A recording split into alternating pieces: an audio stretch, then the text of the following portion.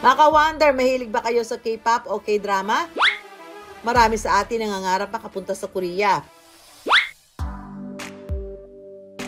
Pero paano kung isang Koreana naman ang lumipad sa Pilipinas at namuhay bilang isang Batanggenya, gaya ng ginawa ng ka-wonder nating si Juwonnie? 안녕하세요. 좋은 저녁입니다. 잘 지내시나요, 아이원더 시청자님? Ano raw mga ka-wonder? Translator please! Magandang gabi po sa inyo. Kamusta po kayo, mga ka-wonder? Tama ang dinig niyo mga ka-wonder, si Jowon Kim, isang 100% Koreana. Try po natin yung puto bumbong na pinili ko. Pero kapag nagsalita, Pinay na Pinay. Sa galing niya magtagalog at may punto pang Batanggenyo, mapapasabi ka ng ala taga saan ga ire? Kapag pala ganito yung punto, para ka nga laging galit.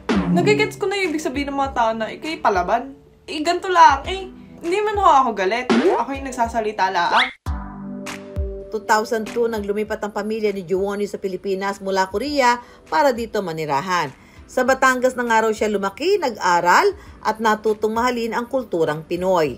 Yung dad ko po yung nagtatrabaho dito. Yung dad ko po, nagtatrabaho lang po siya sa isang clothing manufacturing factory.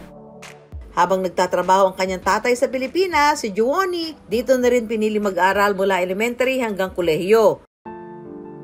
Ngunit gaano man niya kamahal ang Pilipinas, kinailangan daw niyang bumalik sa Korea nang matapos ang kanyang student visa pagka-graduate sa kolehiyo.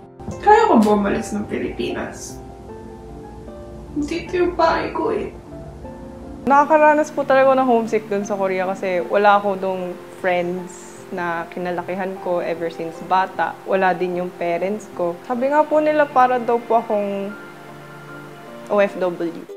Kaya naman kung may pagkakataon ang ating Koreanang Batanggenya, umuwi sa tinuturing niyang tahanan, ang Pilipinas. Hindi pala siya tubig.